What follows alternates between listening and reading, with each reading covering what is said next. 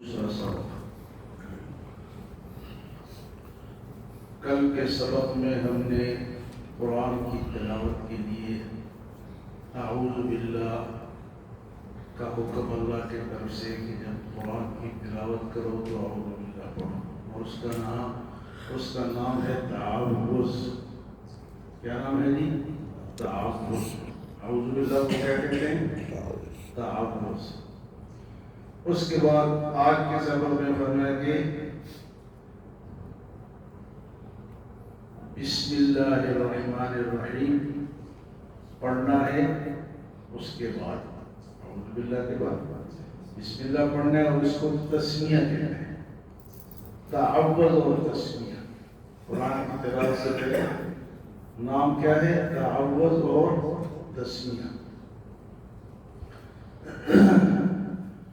تو بسم اللہ الرحمن الرحیم اعوذ باللہ کے بعد اس کو تسمیہ کہتے ہیں۔ کا ترجمہ ہے شروع اللہ کے نام سے جو بڑا مہربان نہایت رحم کرنے والا ہے۔ تسمیہ یعنی بسم اللہ الرحمن الرحیم قرآن حکیم کی ایک آیت ہے، پوری قرآن کی یہ ایک آیت ہے، یہ ہر سورت کا حصہ نہیں، یعنی یہ نہیں کہ الحمد اور الف لام میم و الناس فلاں سورت کا حصہ نہیں، لیکن پورے قرآن کی ایک آیت ہے۔ تو 114 سورتیں ہیں، ان میں سے 113 کے شروع میں یہ بسم اللہ لکھی، سورۃ توبہ کے شروع میں نہیں ہے۔ تو اسی لیے رمضان میں ہم ایک مرتبہ تراویح میں اس کو اونچا پڑھتے ہیں تاکہ آیات پوری ہو جائے، کیونکہ ایک آیت ہے، اس کو آہستہ پڑھنے کا حکم ہے، تو ایک دفعہ اونچا اس لیے پڑھتے تاکہ سب کا قرآن سننا اور پڑھنا پورا ہو جائے۔ سورۃ توبہ کے شروع میں بسم اللہ نہیں، بس اسی ترتیب سے قرآن پاک نازل ہوا ہے، کوئی وجہ نہیں ہے کہ کیوں نہیں، بس اللہ پاک نے نہیں بھیجی تو اس کے شروع میں نہیں لکھی۔ اگر کوئی شخص تلاوت شروع کرتا ہے، پڑھتا آتا ہے، جیسے سورۃ انفال پڑھ رہا ہے کہ آگے سورۃ توبہ آ گئی، سورۃ انفال ختم ہوئی، سورۃ توبہ شروع ہوئی، تو سورۃ توبہ کے شروع میں بسم اللہ نہیں پڑھے، اور اگر کسی نے تلاوت ہی یہیں سے شروع کی سورۃ توبہ سے، تو پھر اس حکم کے مطابق تعوذ اور تسمیہ پڑھا جائے گا، پھر بسم اللہ الرحمن الرحیم پڑھے گا۔ اگر ہم نے تلاوت یہاں سے شروع کی ہے تو یہ بسم اللہ الرحمن الرحیم کی تفسیر تھی۔ اسی طرح حدیث مبارک میں عن انس رضی اللہ عنہ قال صلیت مع رسول اللہ صلی اللہ علیہ وسلم و ابی بکر و عمر و عثمان رضی اللہ عنہم فلم اسمع احدا منهم یقرأ بسم اللہ الرحمن الرحیم۔ حدیث مبارک حضرت انس رضی اللہ تعالیٰ عنہ فرماتے ہیں کہ ہم نے رسول اللہ صلی اللہ علیہ وسلم، حضرت ابو بکر، حضرت عمر، حضرت عثمان رضی اللہ عنہ کے پیچھے نماز پڑھی، میں نے ان میں سے کسی کو بھی بسم اللہ الرحمن الرحیم اونچی آواز سے پڑھتے نہیں سنا۔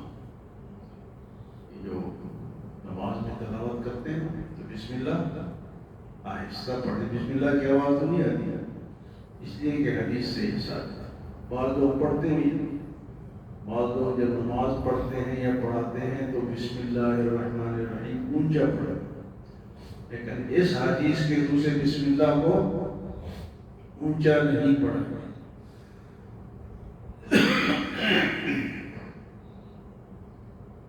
تو یہ حدیث مبارک ہو گئی، تعوذ ہو گیا، حدیث ہو گئی کہ بسم اللہ کو ہر جب ہم نماز پڑھتے ہیں تو کیا کرتے ہیں جی؟ آہستہ آواز سے، یعنی امام کے لیے امام بسم اللہ کو کیا کرے گا؟ آہستہ پڑھے گا۔ آپ دیکھتے ہیں کہ تراویح میں یا باقی نمازوں میں بسم اللہ کی آواز تو نہیں آتی ہے، اس لیے کہ حکم ہے کہ اس کو کیا پڑھا جائے؟ آہستہ پڑھا جائے۔ اب تیسرا مسئلہ، یہ حدیث ہو گئی، تسمیہ ہو گیا، تقدیس ذاتی ذات و صفات باری تعالیٰ، کہ اللہ تعالیٰ کی ذات کتنی مقدس ہے، معظم ہے، بڑی ہے، اس کی صفات بھی اسی طرح بڑی۔ اللہ تعالیٰ کے لیے کچھ قرآن میں ایسے الفاظ استعمال ہوئے ہیں، مثلا اللہ تعالیٰ کا ہاتھ ید اللہ، اللہ کا چہرہ وجہ اللہ، پنڈلیاں، انگلیاں، اس کا ذکر قرآن میں آتا ہے۔ اور اسی طرح جسم کے لیے جیسے کھانے پینے، کھایا پیا، اللہ اترے، کہتے ہیں نا آسمانی دنیا پر اترے، چڑھنے اور دوڑنے وغیرہ، ان سے اللہ پاک ہے۔ یہ الفاظ تو آئے ہیں لیکن اس طرح ہے نہیں۔ قرآن حدیث میں جہاں بھی اللہ تعالیٰ کی اعضاء یا جسم یا مخلوق کی صفات کی نسبت ہے، یعنی ہاتھ پاؤں وغیرہ، تو وہاں ظاہری معنی بالاتفاق مراد نہیں ہے، بلکہ وہ اللہ تعالیٰ کی بعض صفات کی تعبیرات ہیں۔ اور پھر متقدمین کے نزدیک وہ صفات متشابہات میں سے، متقدمین کے نزدیک وہ صفات، یعنی اللہ کا ہاتھ، اللہ کی پنڈلی، اللہ اترے، تو یہ متشابہات ہیں۔ متشابہات کسے کہتے ہیں؟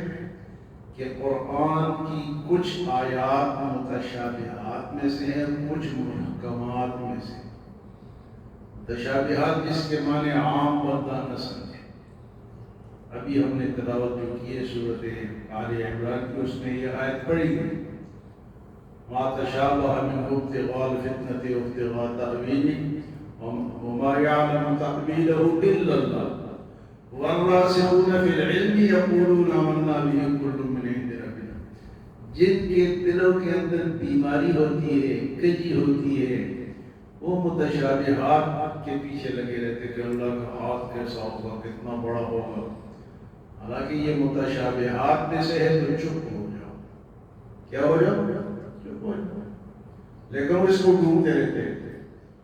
اکثر آپ نے سنا کہ فلانا علامہ اس نے تو یہ کہا کہ اللہ کا ہاتھ اور فلاں فلاں، ٹی وی پہ آتے رہتے ہیں۔ لیکن فرمایا والراسخون فی العلم یقولون آمنا بہ کل من عند ربنا، جو راسخ علم والا علماء ہیں، پکے علماء ہیں، وہ کہتے ہیں کہ متشابہات بھی اللہ کی طرف سے ہے اور محکمات بھی اللہ کی طرف سے۔ محکمات ان کو کہتے ہیں جن کا معنی واضح ہے، اور متشابہات اس کو کہتے ہیں جس کا معنی واضح ہے۔ اللہ کا ہاتھ، تو یہ واضح معنی تو نہیں ہے نا۔ اسی طرح عیسیٰ علیہ السلام کے بارے میں آتا ہے روح اللہ، کلمۃ اللہ۔ بھئی روح اللہ کیا ہے؟ اللہ جانتا ہے، متشابہات۔ کلمۃ اللہ کیا ہے؟ وہ اللہ جانتا ہے۔ تو کہتے ہیں جو کچھ فہم ہے، جن کا علم کم ہے، سطحی علم ہے، وہ ان چیزوں کے پیچھے پڑے رہتے ہیں، اور جن کا علم مضبوط ہے وہ کہتے ہیں کہ میرے رب کی طرف سے، میرے رب اس کے معنی کو جانتا ہے۔ تو ایک ہے متشابہات اور ایک ہے محکمات۔ متشابہات کا معنی ہر بندہ نہیں سمجھتا۔ دیکھو دین جو ہے یہ نہیں ہے کہ میں نے تھوڑا سا پڑھ لیا اور میں عالم بن گیا۔ بڑے مشکل معنی آتے ہیں، اس لیے علماء سمجھتے ہیں۔ اور اس میں متقدمین تو کہتے ہیں کہ یہ متشابہات میں سے، اور متاخرین کسے کہتے ہیں؟ اس دور کے علماء۔ متقدمین پرانے علماء، اور متاخرین کہتے ہیں اس دور کے علماء۔ ایک ہے متقدمین پرانے شروع کے علماء، اور ایک ہے وہ کہتے ہیں یہ متشابہات میں سے، اللہ کا ہاتھ، اللہ کا پیر، اللہ کی پنڈلی، یہ متشابہات میں سے۔ اور جو متاخرین ہیں وہ کہتے ہیں یہ کہ ان کے حقیقت اور مراد درجہ ظن میں معلوم ہے، جیسے ید اللہ سے مراد اللہ کی قدرت، انہوں نے اس کا یہ معنی کیا ہے۔ متشابہات کا کیا معنی کہ اللہ کی قدرت، اللہ اترے آسمانی دنیا پر، تو اس کا مطلب ہے کہ اللہ کی رحمت اتری، انہوں نے اس کے یہ معنی کیے، لیکن ایسے معنی جو قابل قبول ہیں۔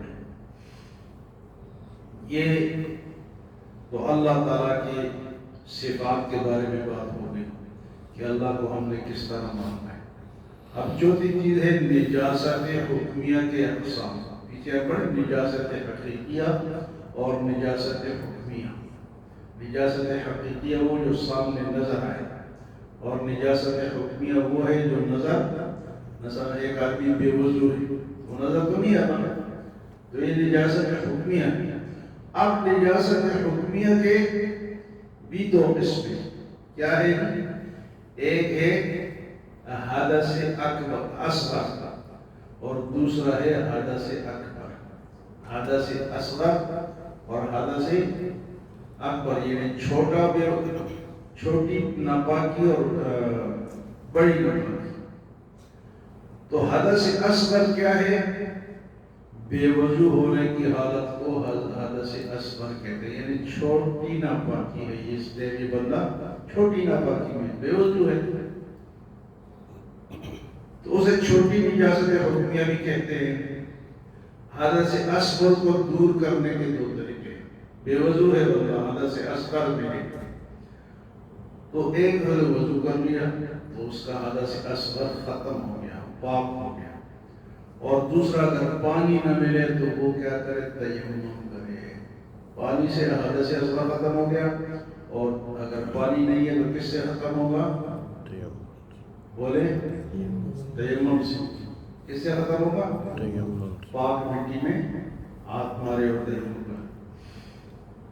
حدث اکبر، یہ تو حدث اصغر بے وضو ہونا، حدث اکبر جو ہے بے غسل ہونے کی حالت کو حدث اکبر کہتے ہیں، اسے بڑی نجاست حکمیہ بھی کہتے ہیں۔ بے غسل ہونے کی حالت کو حدث اکبر کہتے ہیں، اور یہ جو حدث اکبر ہے یہ 3 طریقوں سے بندے کے اوپر آتی ہے کہ اس ٹائم یہ حدث اکبر میں ہے، یہ بندہ اس وقت یہ بندہ حدث اکبر ہے۔ حدث اصغر میں تو تب ہے کہ جب وہ بے وضو، اور حدث اکبر میں تب ہوگا کہ جب 3 طریقے، ایک شہوت کے ساتھ منی اپنی جگہ سے خارج ہو کر جسم سے باہر نکلے، شہوت کی حالت، وہ لازمی بات ہے کہ ہم بستری وغیرہ جب لوگ کرتے ہیں تو شہوت کے ساتھ باہر آتی ہے، تو جب یہ باہر آئے تو انسان حدث اکبر میں مبتلا ہو جاتا ہے۔ یہ تو مرد کے لیے ہے، اور عورت کے لیے جب عورت بالغ ہوتی ہے تو ان کو ایک خون آتا ہے، اور خون کا جو دورانیہ ہے کم سے کم 3 دن ہے، اور زیادہ سے زیادہ 10 دن ہے، اس سے زیادہ وہ پھر آگے نہیں جائیں گے۔ اگر 7 اکثر تو 7 دن ہوتے ہیں، 8 ہو گئے، 9 ہو گئے، 10 سے آگے اگر ہو جاتی ہے، بیمار ہوتی ہے، تو وہ پھر بیماری ہے، اس کا وہ علاج ہے۔ خواتین کی بیماری ہے، کم سے کم 3 دن ہے، 3 دن کے بعد وہ نہیں آتا ہو تو پاک ہو جائے گی، نہا لے گی، اور اگر 7 دن تک چلتی ہے، اکثر 7 دن ہوتے ہیں، لیکن 7 نہ ہوئے 10 تک چلی گئی، تو 10 کے بعد وہ یہ نہیں کہے گی کہ میرا تو خون آ رہا ہے، پھر وہ علاج کرے۔